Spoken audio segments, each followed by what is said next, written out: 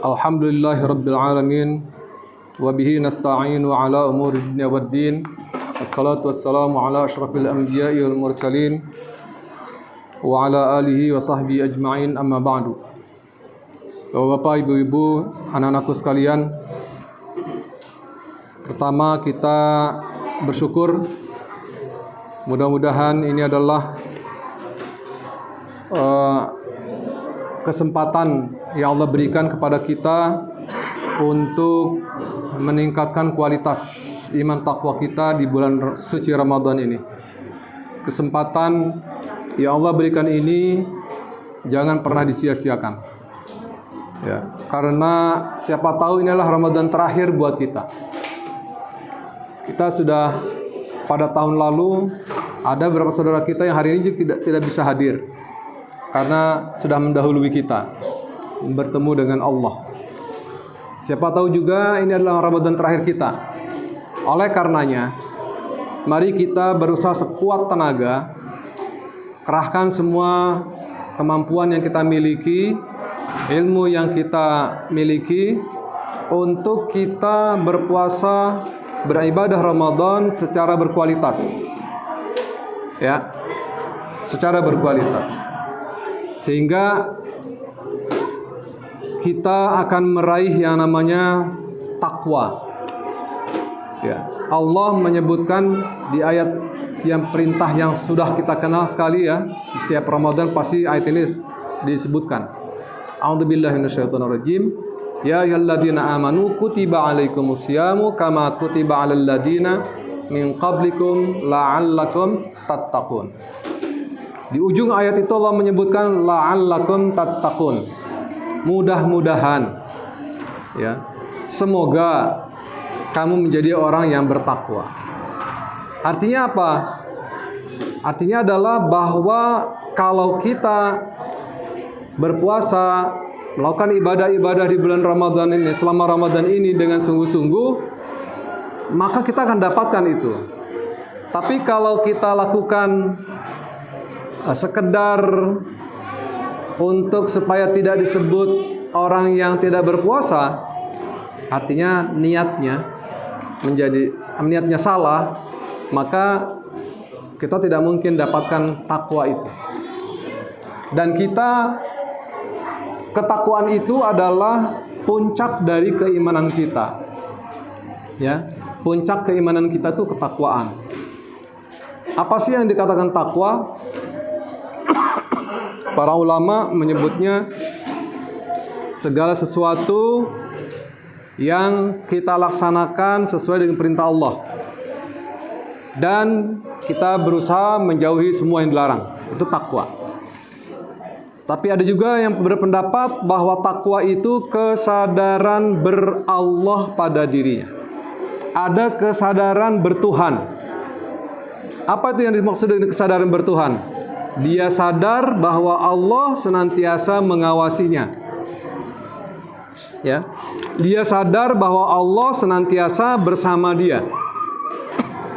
Ya, bersama kita. Dia juga punya kesadaran bahwa ketika dia terlanjur melakukan kesalahan, dia segera bertaubat. Nah, itu namanya takwa itu. Ada rasa resah, gelisah, susah hati ketika kita tidak melaksanakan apa yang diperintahkan oleh Allah. Misalnya ketika datang waktu sholat, azan sudah berkumandang, kita dalam kesibukan bekerja yang luar biasa, timbul, aduh gimana nih, sudah masuk waktu sholat nih, saya harus segera sholat. Timbul pikiran yang betul-betul membuat kita ini gelisah untuk segera memenuhi panggilan Allah. Nah, itu ada takwa. Itu ada potensi untuk kita disebut sebagai muttaqin. Ya. Jadi Ramadan ini kita dilatih untuk punya rasa itu, untuk punya rasa bertuhan, rasa berallah, untuk ditumbuhkan kesadaran kita atau dilatih kesadaran kita agar sensitif dengan hal-hal yang mana yang dilarang oleh Allah dan mana yang diperintahkan oleh Allah. Itu ya. Jadi tidak ada sama sekali pada dirinya itu kesulitan untuk melaksanakan semua perintah Allah. Ya, tidak ada sama sekali kesulitan itu. Bahkan ada rasa senang, rasa bahagia. Ya, kalau setiap perintah Allah itu atau setiap panggilan Allah itu kita penuhi. Jadi tidak ada sama sekali rasa keberatan. Dan itulah yang juga Allah sebutkan dalam Al-Quran, Ma anzalna 'alaikal Qur'ana litashqa. Aku tidak turunkan Al-Quran ini untuk membuat kamu susah. Jadi kita ini merasa senang sekali ketika Allah perintahkan ABCD sampai Z, gitu ya. Perintahkan sholat, kita senang melakukannya. Kita sangat betul-betul merasakan sholat itu seperti makan. Kita makan, kalau tidak makan kan lapar ya. Dan kita kemudian berusaha mencari agar kita mendapatkan makanan. Begitu juga dengan sholat. Ketika kita memiliki rasa bertuhan, perasaan berallah pada diri kita, maka selalu muncul keinginan-keinginan kita melaksanakan semua perintah Allah. Ya. Melihat Rasulullah sebagai contoh kita dan kita berusaha mengikutinya. Karena syarat amal diterima itu ada dua. Pertama, dia harus sesuai dengan perintah Allah. Ya, Allah perintahkan kita untuk sholat misalnya, maka lakukan sholat itu dan kita hanya berharap ridha Allah. Apa yang dilakukan oleh kita itu berharap ridha Allah, lillahi ta'ala, ya, tidak berharap yang lain. Kita diperintahkan puasa semata-mata berharap ridha Allah, tidak berharap yang lain, ya, tidak berharap pujian, tidak berharap sanjungan dari teman kita, dari orang tua kita, dari tetangga kita, dari masyarakat kita. Enggak, saya cuma ingin berharap ridha Allah. Nah, itulah yang disebut, yang syarat pertama itu adalah bahwa ibadah kita ini semata-mata karena Allah. Yang kedua, kalau kita ingin ibadah kita diterima, amal ibadah kita diterima oleh Allah, haruslah seperti yang Rasulullah contohkan. Ya, seperti Rasulullah contohkan.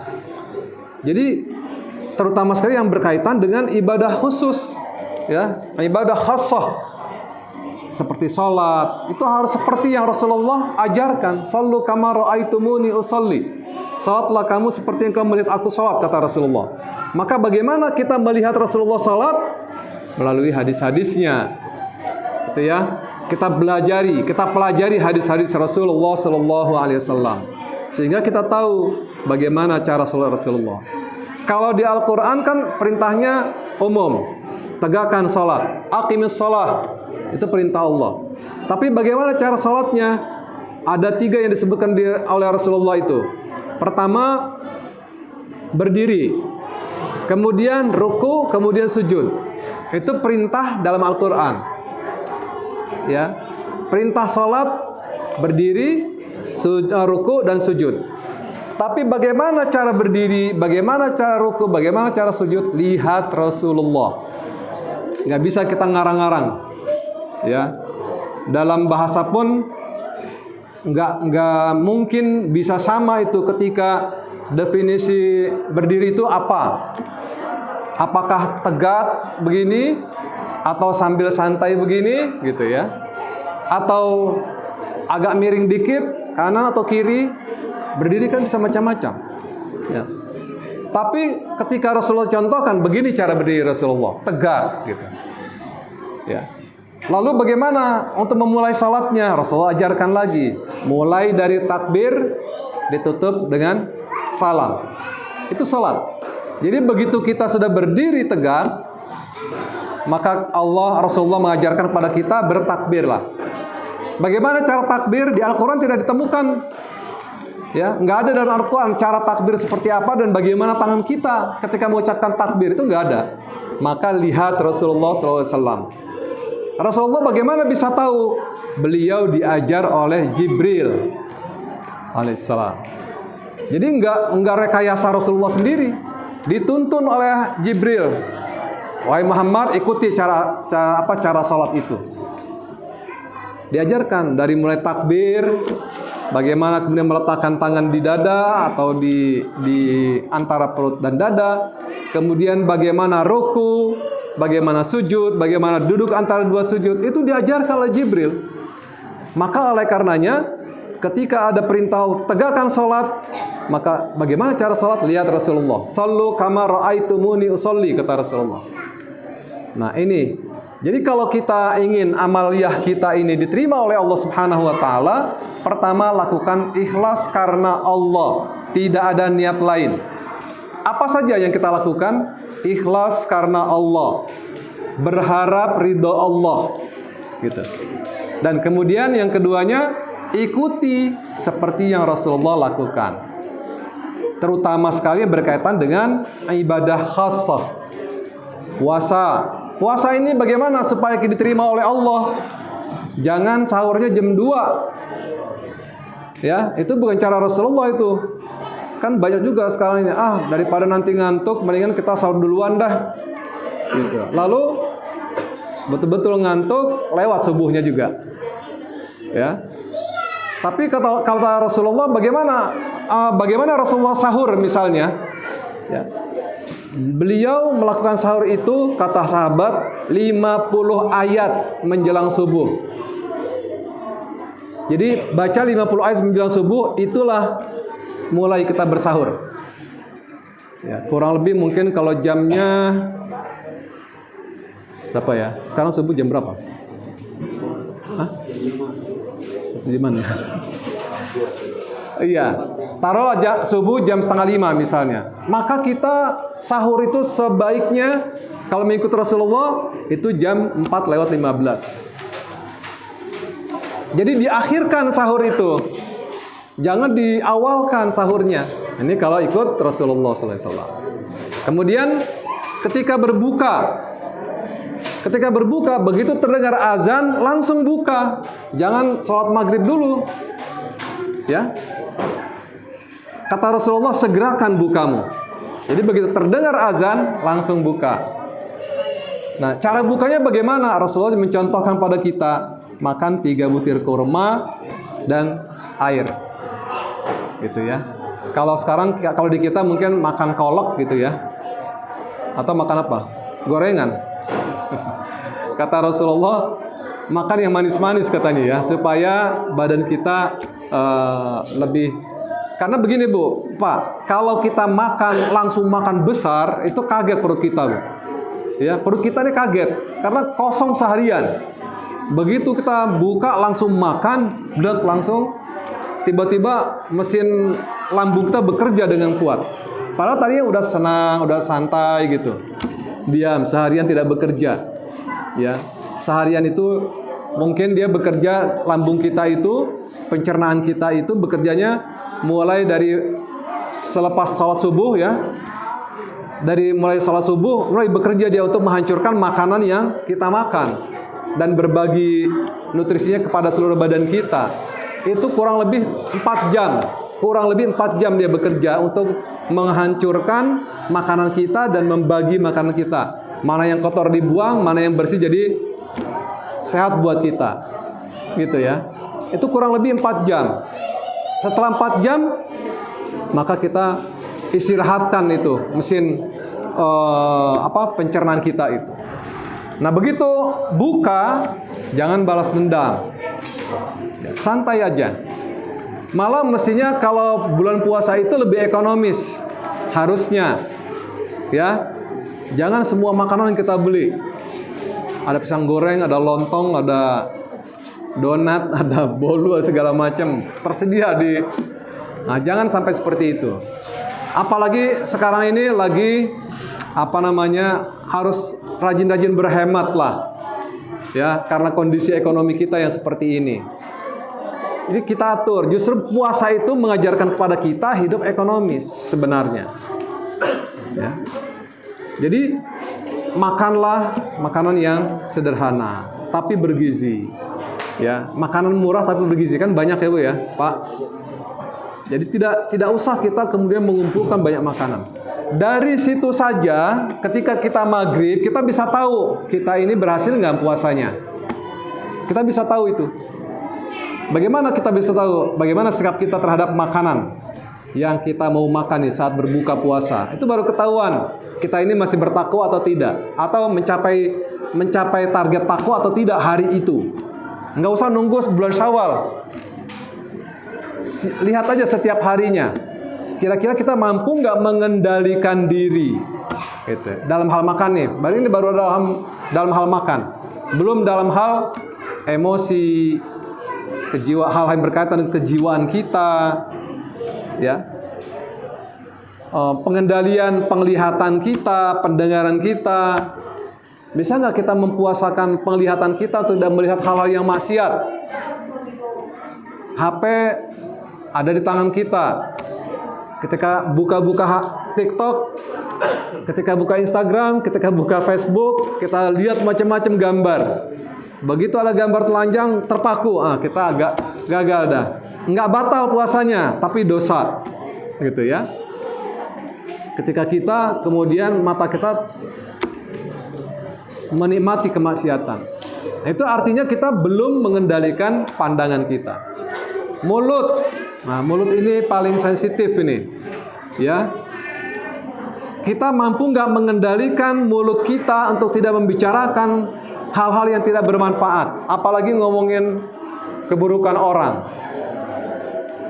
Bisa nggak kita kendalikan itu? Kalau hari itu bisa kita kendalikan, berarti kita berhasil puasanya. Nggak usah nunggu nanti bulan Syawal. Jadi setiap hari kita bisa melakukan muhasabah, ya, hisab diri kita. Saya makannya oke atau tidak?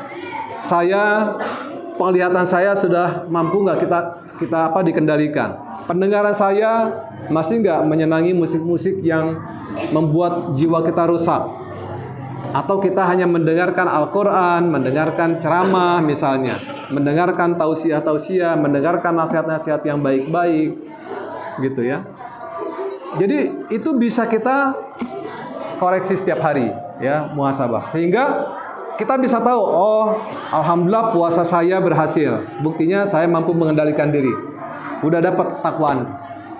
Ya. Nah, itu terus kita jaga sampai akhir puasa nanti. Ya. Mudah-mudahan apa yang kita lakukan di bulan Ramadan ini akan semakin membentuk pribadi kita menjadi lebih baik. Ya. Terutama adik-adik. Hai. Dengarkan. Ya. Jangan sambil baca HP ya. Perhatikan bahwa terutama sekali anak-anakku sekalian ini. Ya, tolong kendalikan diri kalian untuk tidak berada di depan HP kalian beberapa jam. Puasakan diri. Gitu ya. Lebih baik kalian keluar bermain ya daripada kalian berkutat dengan HP yang kalian miliki. Udahlah mata rusak ya. Kemudian jiwa kita pun semakin terbentuk oleh apa yang kita lihat di HP kita. Jadi soal HP ini, Masya Allah, tolong bapak-bapak, ibu-ibu, dikendalikan anak-anak kita untuk menikmati HP-nya, ya. Supaya apa? Supaya jangan mata rusak, otak rusak, ya. Dan ini sudah ditinggalkan, Bu, di Australia sudah ditinggalkan HP ini. Mereka pemerintah ya dalam aturannya hanya usia 16 tahun baru boleh megang HP. Di Australia nih, negara yang sudah maju tuh. Di Amerika pun sekarang sedang dibuat undang-undang itu. Ya, di Kanada begitu juga. Di Eropa itu hampir semua negara sudah mulai meninggalkan anak-anak usia di bawah 16 tahun dilarang untuk menggunakan HP. Nah, ini tolong dikendalikan ya anak-anakku sekalian, kendalikan. Lebih baik kalian bermain congklak, bermain main bola ya, bulan puasa main bola kira-kira asik ya. Pokoknya bermainlah, menggerakkan fisik ya supaya sehat. Jangan sampai nanti kalian begitu anak muda udah pada lemes, nggak ada tenaga. Sementara orang-orang kafir lagi bersiap-siap untuk menghancurkan kita. Lah kita menghancurkan diri kita dengan itu. Jadi tolong ya, silakan main HP tapi kendalikan. Jangan sampai berjam-jam di depan HP kita. Oke? Saya kira ini dulu. Mudah-mudahan nanti pada sepanjang Ramadan ini, insya Allah kita akan mendengarkan banyak pesan-pesan penting yang mudah-mudahan kita semua bisa tercerahkan, ya, dan kita semua membangun jiwa yang lebih sehat, lebih berkarakter, lebih berkualitas dalam menjalani kehidupan kita di masa yang akan datang. Paling tidak kita punya bekal untuk 11 bulan ke depan, Bu ya, Pak. 11 bulan ke depan kita punya bekal lah untuk menghadapi kehidupan yang akan datang ini. Karena hidup yang akan datang ini cukup berat. Ya, kita akan menghadapi situasi yang cukup berat. Kalau kita tidak punya bekal yang cukup, maka kita akan hancur menghadapi situasi. Mudah-mudahan ada manfaatnya. Assalamualaikum warahmatullahi wabarakatuh.